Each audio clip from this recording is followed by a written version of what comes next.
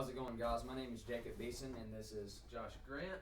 and I'm a political science major and psychology minor here at Appalachian State, and Josh is a Business major and poli-sci minor here at App. We're both freshmen, and so tonight we're just going to talk about an up-and-coming star, television star, I guess, Bernie Sanders. He's also an up-and-coming Democrat or Democratic Socialist running for the presidency in 2016.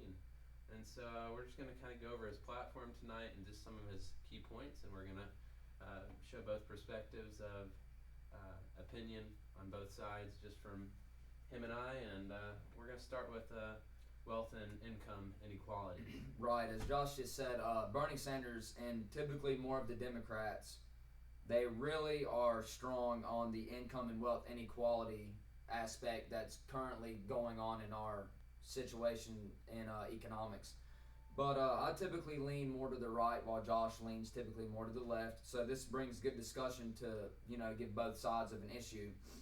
And the way I look at income and wealth inequality is I'm not oblivious that there is a true problem with it, because today in my sociology class, the top 1% we were discussing of the world own 80% of the world's money.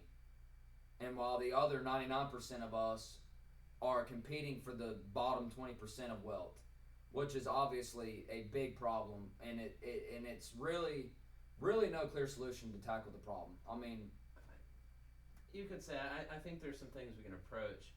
Just to kind of give more background on like the issue, and a lot of you are probably familiar with the implications of it. The world's economy, China's economy, and specifically more recently China's economy have faced some issues, and I think even I think the Dow dropped a couple hundred points today. So it's the Dow has dropped quite a bit in the past little bit. So we've had some economic issues, and one of the easiest way to fix a lot of aspects of the economy are just simply buying. And when the world's wealth, and more specifically in the United States, we have a bigger wealth gap issue. When most of the wealth is held by such a small portion of people, that money isn't re-entering into the economy of our nation and worldwide. And so there's a good analogy I've heard before, where if I'm a billionaire and I'm making $3 billion a year, I still only need one or two pillows to sleep with at night. I don't need 500 or 1,000 pillows just because I have the money to buy it. It just doesn't make sense for me to buy it. So granted, these people are buying more expensive houses and cars and things of that materialistic sort. Stuff. It's still not proportional to that of the lower proportion or lower portion of our country. For example, like lower class people and middle class people, whenever they get their tax returns each year, they go out and they don't save that money. They don't keep that money. They go out and spend. They buy that new TV they wanted, and the new phone, or new mattress, things that they've been wanting to buy, but now that they got their tax return, they got a little bit to spend it. So every little bit is being spent by the middle and lower class, versus in the most wealthy, top 1%, and more than just the top 1%. But in the more wealthy part of our society, they're not spending, and that money's not re-entering the economy. And that's a major issue when it comes to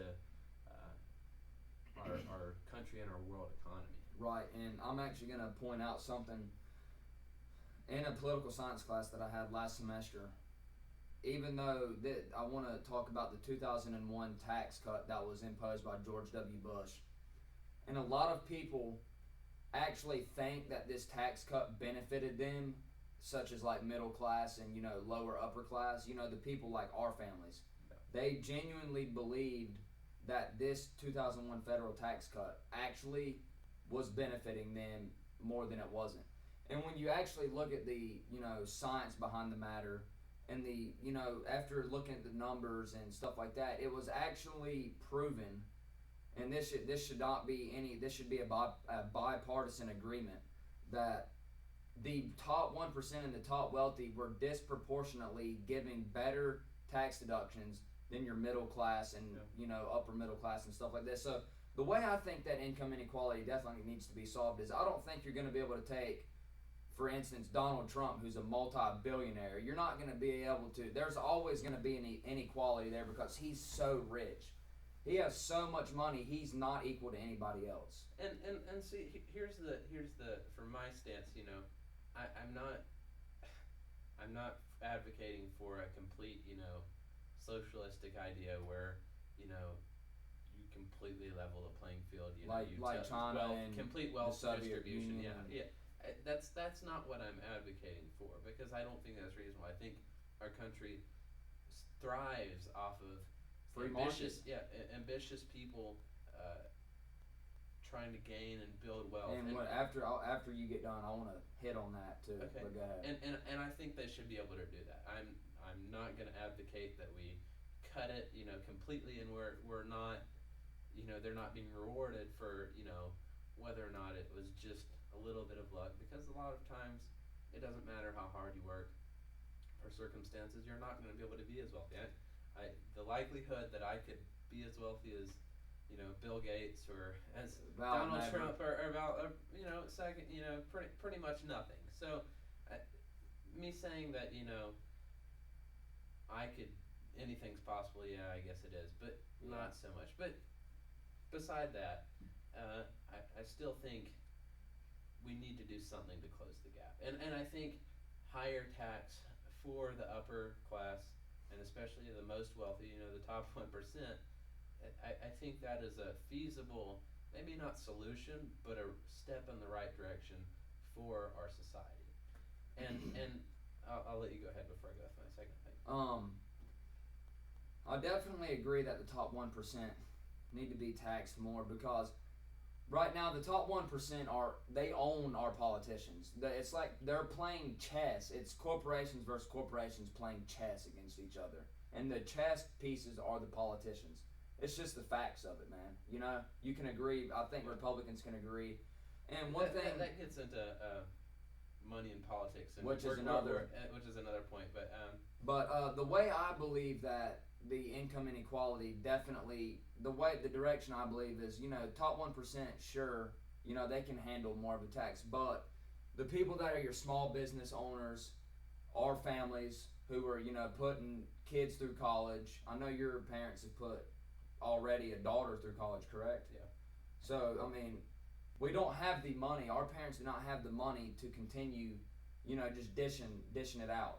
So what I believe should happen, I believe there needs to be a politician, a president, or maybe even a new, subgroup, a new faction underneath the Republican Party that would give tax cuts to the middle class.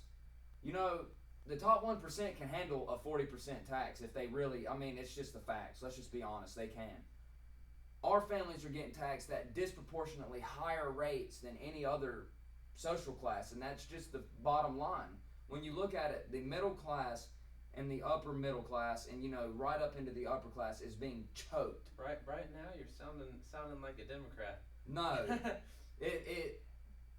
I would say that's more of a humanitarian issue. I think that's more of a. I wouldn't say that's necessarily a Democrat saying a Democrat philosophy, because a lot of Republicans, say they fight for the middle class, but when it's in reality, they don't act on it. Exactly. No, George W. Bush created the 2001 tax cut. Yeah, people thought it did good, but when you actually see what happened, you were actually, as middle class, you were disproportionately taxed higher in relation to the upper class. Yeah. Which is not right. Let's bring it back to Bernie Sanders. He proposed whenever he proposed his budget, or how his Medicare for All plan would work. He proposed how it was the taxes and how it would work, and under that tax plan, if you make over $10 million a year, you'd be taxed at a 52% rate. See, I just think that's just way too much. Which is high. That's imagine this. Say you went out and worked 40 hours. Okay. It'd be like you working 20. Yeah. But dude, that's not right, dude. At the same time, though, the effect it would have on our economy and the actual impact it would have on them is I think it's like when you go for a cost benefit analysis, I think the benefits way outweigh the cost. I really do, and I But think what and Bernie Sanders is he pronounces himself as a democratic socialist, and that's a socialist ideology, and people have a bad taste, they're bad perception. Not sociology. Good God. Socialism has definitely received a very negative connotation, especially in Western democracies, for sure. But I think we need to move on to a new The topic. second point, yeah. We don't want to bore you guys. I think this is a good transition.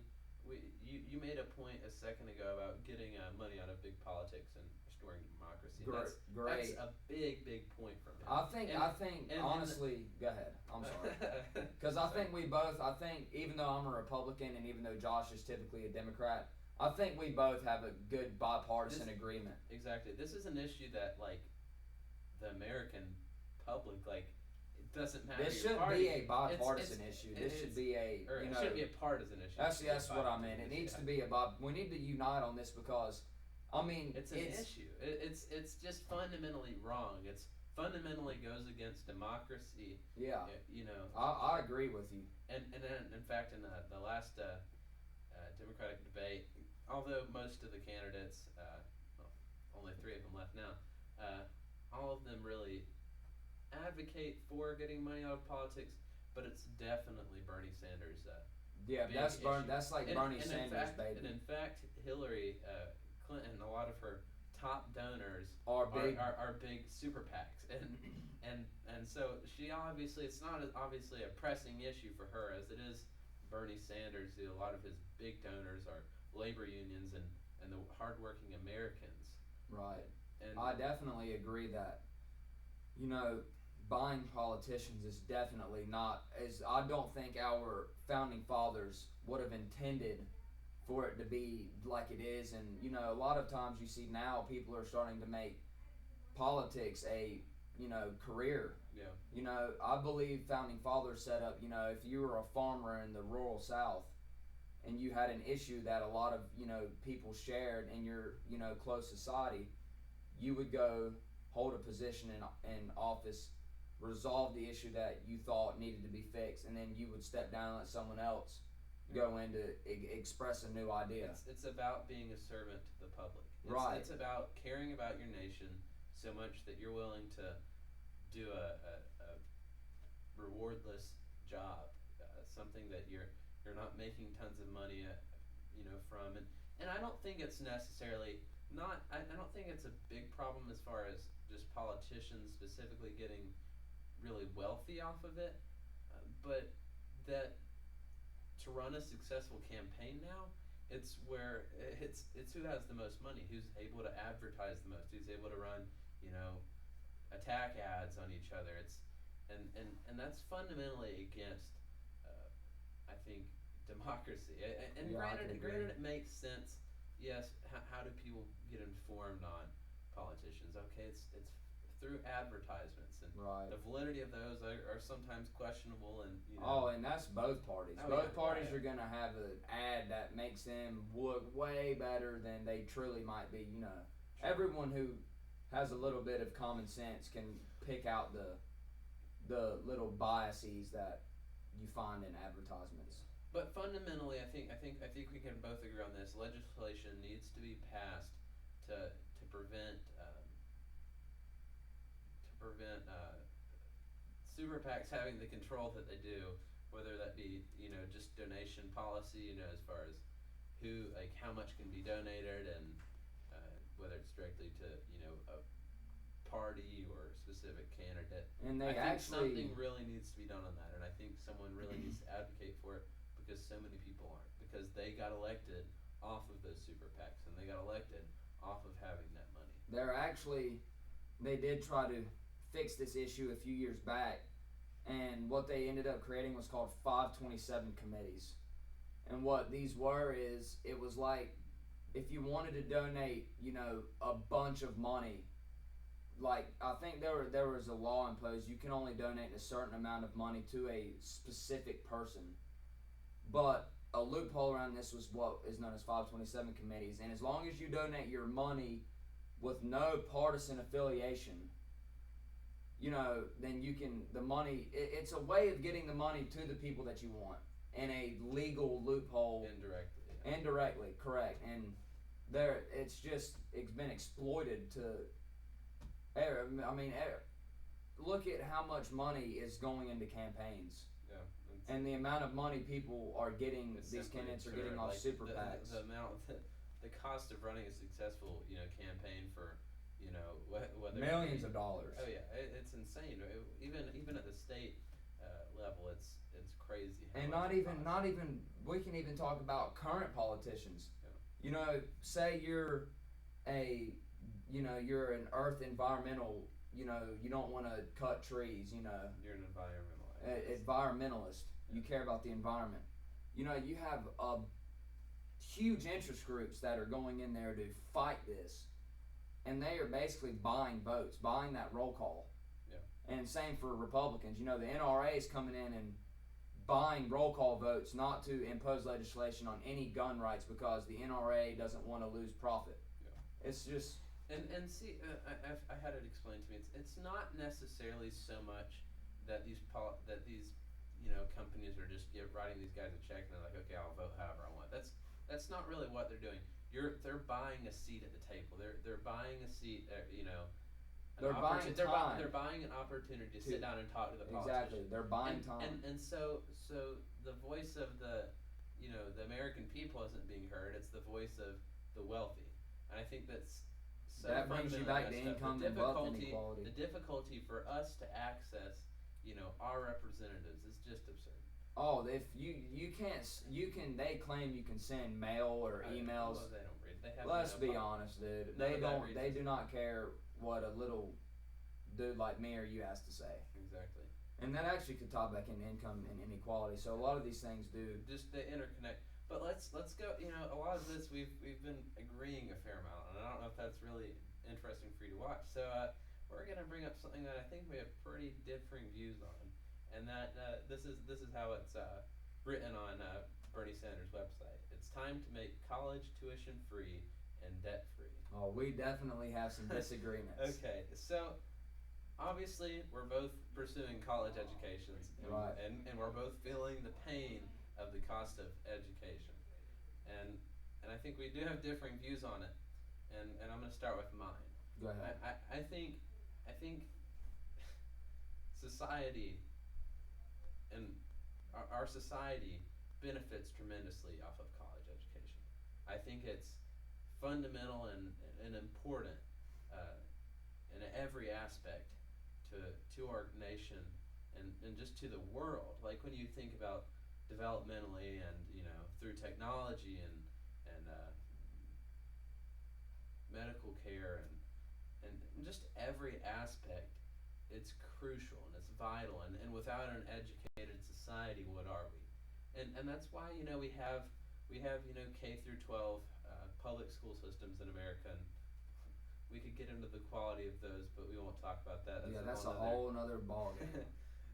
But I think being able to pursue a college education, if you have the drive and the capability to do so, it should be accessible to you. It shouldn't be an unreasonable feat. It really shouldn't. And so many times I feel like what I'm trying to attempt and this degree I'm trying to receive is nearly impossible. I mean, it's just painstaking for my family, for me. I'm having to work 20 hours a week on top of 18 semester hours of school. You're taking 18? Yeah, 18 hours. So that's you are. Wow. Yeah. So and I think so many people don't have the opportunities that I have. Like I do have parents that are willing to contribute, and luckily we go to one of the best value schools in the nation, actually. Appalachian State. If you're looking for a good school, here's one baby. But anyway, back to my point. I think it needs to be accessible, and it needs to be to where it's not such a burden that you're graduating and you're 40, 50, 60, $70,000 in debt, maybe more. You go into grad school, you can tally up. I went on a tour of Georgia Tech, and there was this one of the tour guides was out of state, and he said he was a senior, and he said he was over $100,000 in debt. Good gosh. And I just can't fathom graduating with that amount of debt, and the interest rates that you're having to pay on those loans. It's just absurd. And I think I don't think that we're going to be able to, without increasing taxes tremendously, or cutting back on other things, I don't think we're going to be able to make college tuition free. But it's definitely something that needs to be looked into, and it's definitely something that deserves more funding, and the interest rates on loans that the government shouldn't be profiting off of. I do agree with. I think I'm gonna get into mine now. So I personally think you should be able to go to community college for free. I think a technical education should be accessible by all, because I think that has such a value to our society, and it should be an opportunity to get that for free. But at the 4-year university level, I think maybe it's not going to be free, but those loans need to be close to no interest, and the cost of the going to school needs to be considerably less. It's just absurd. Back in like the 70s, or the 60s or 70s, I'm not sure what year specifically, or what decade rather, but you would be able to work around 15, 16 hours a week and pay for your tuition. Now it's something like you would have to work like 26 hours a day, which is obviously impossible based on minimum wage. So our wages are super low. That's another thing we'll get into in a minute. But wages are really low, and cost of tuition is really high, and that has to be resolved. I think it's fundamentally crucial to our society. I definitely agree with you on the fact that the government should not be making money off of loans, but the reason I think that college is becoming more expensive, and that the government can't help fund these public education facilities like Appalachian State, is because I believe there's too many instances where FAFSA is a broken system. And what I mean by that is, whenever we were in high school, we both were very active in sports. We made excellent grades, excellent, just great kids, no trouble with the law, no problems. But when we fill out FAFSA, because our parents make a little bit of money, they make exceptionally more money than someone whose parents, aren't even married, they automatically think that, oh, well, they don't need any help, we'll just give them loans. Here's why I think there's a big issue. And then they don't even give you enough loans. Right. Here's why, and luckily I have parents that saved as I was a baby to be able to put me through college, at least 4 years, but grad school, they've already told me grad school or law school, whichever I pursue, is on my own. But they can do all they can for the first 4 years, which I'm very thankful for. So, love you, Mom and Dad. But one of the things that I believe is a big issue is, instead of basing FAFSA off of financial records, I believe it needs to be based off of merit. That's really interesting. Like I've never really thought about that. It's not based anything on merit. It's based 100% on what numbers are in your bank. It's a numbers game. Yeah. And you want to talk about social issues and social problems in society. Back in the early 1900s, boss hogs that were sitting up in these big cities or any city and just hiring people because they knew them. Yeah. That was not merit. Yeah. That was just, the politicians being, what's the correct term in political science that they called it? A machine, political machine. Yeah. It's the same thing. We're giving people, a kid could be, have divorced parents, which that's awful to have divorced parents.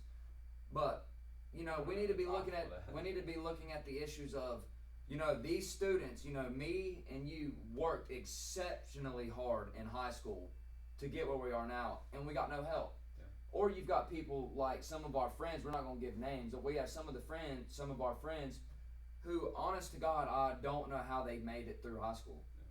and they're And- coming and- here and for they- free, Yeah, dude. yeah, they're And they don't even go to class. You Yeah. know, people are taking. This is really what irritates me. People are receiving government checks. You know, federal grants, not paying anything, and they wake up and say, "Oh, it's cold. I don't want to go to class."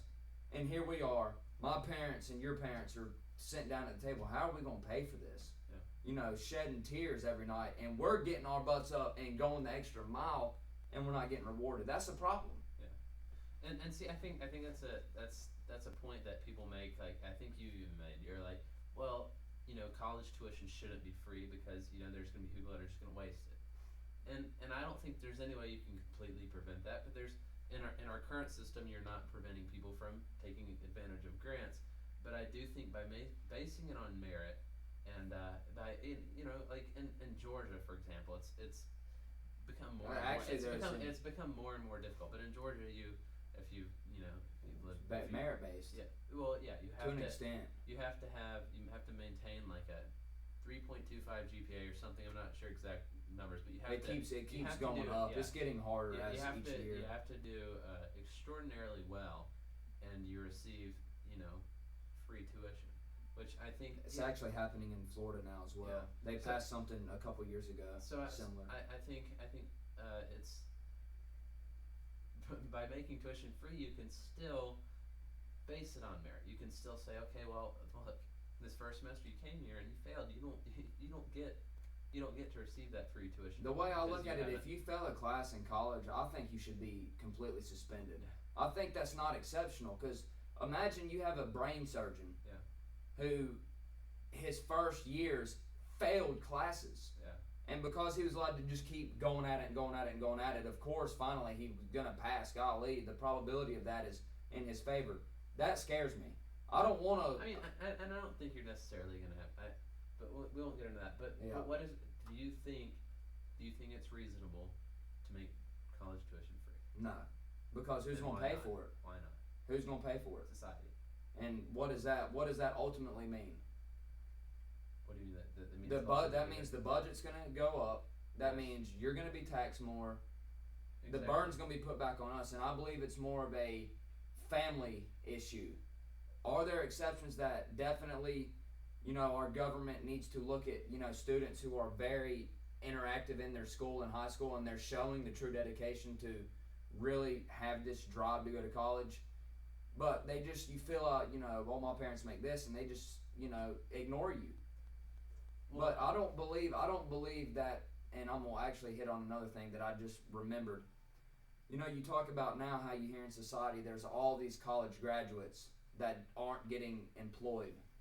And if we're just gonna keep pushing graduates through the system, that means you're gonna have a higher, more competition to get a job than before, when we've been told our whole life that you go to college, you're gonna get a job, and now that statement is becoming more and more not true. See, on that point, I don't think the the fair way to make it happen, you know, to where you're, you know, thinning out the playing field with college degrees is by making it a financial game, by making it a game of who came from a better background, who came, you know, fell into, you know, a better assistance through, you know, grants or whatever. It shouldn't be about that. It should be about the drive and about the ability that you have so you can achieve that degree. And it shouldn't be a question of, am I able to do it? It should be, well, yes, it should be a question of, am I able to do it? But am I financially able to do it? That shouldn't be a question. That should be like, do I have the drive and do I have the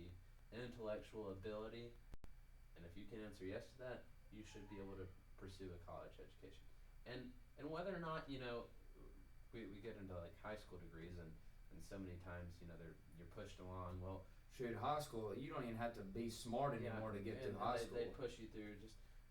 But I think by, you know, whether or not, you know, if public universities make their criteria for graduation more difficult, then by that you could potentially, you know, reduce the playing field. So it's by ability and by hard work that you're able to receive that degree, not by, okay, I was able to have the backing, the financial backing to do it.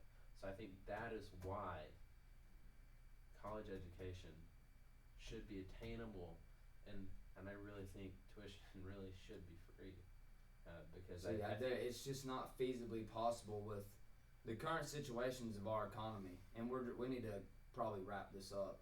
Yeah. So I'm gonna give my last statement, then you can give your last little 30 seconds of whatever you want to say. But on that note, I personally believe that it's not feasibly possible in the current situation of our economy. We just have to look reasonably with kind of a little bit of common sense. It's just not possible. People can't be burdened with more tax. I mean, it's just the bottom line. There are millions of families out in this country that are paycheck to paycheck, and and it almost wouldn't be fair if elderly people on their social security were getting taxed for this free college tuition, and they're not even putting kids through college, so they're really paying into something that they didn't even get anything out of, which I think is very, very a big component to a lot of families that don't have kids.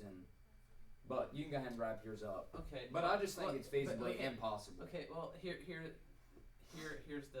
my rebuttal to that. Really, is that society benefits. There are visible and very clear ways in which society benefits off of college educated people. That society, it's an investment. You're putting this money into these people receiving college educations, but you're reaping benefits of it.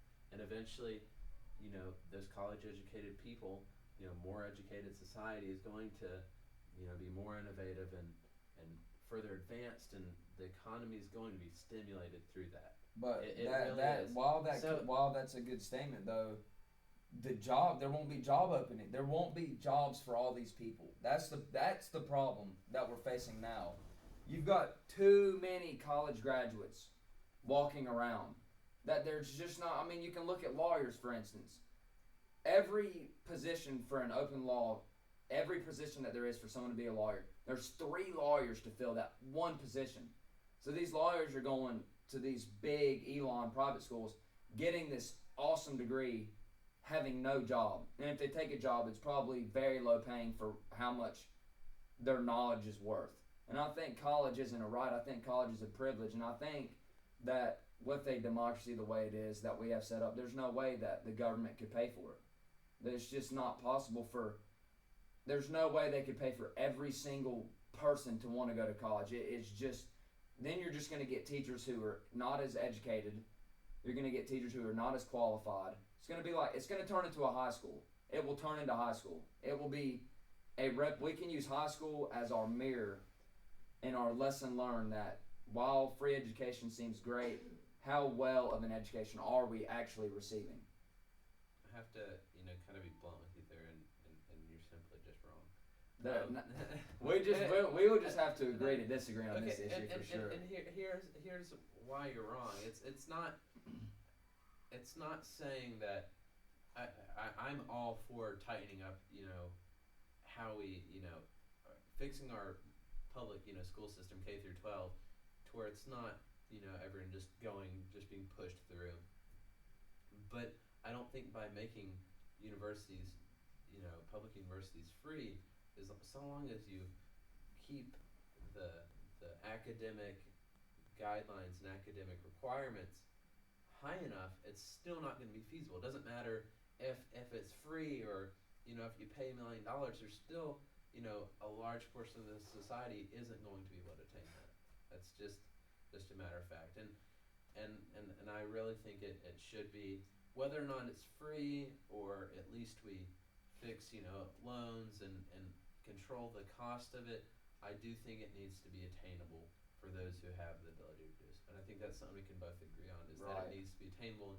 And whether or not, whether or not it's free, we will have to agree to disagree, for sure. But I'd like to go into healthcare on this, but that's going to be a long discussion. We'll save that for we can actually save that for a video tomorrow or something. Okay. So I appreciate it, brother. Nice. We always have fun discussing, so really there'll do. be there will be more to come here very soon. We'll continue these debates. So everyone have a good one. Have a good one. Bye bye.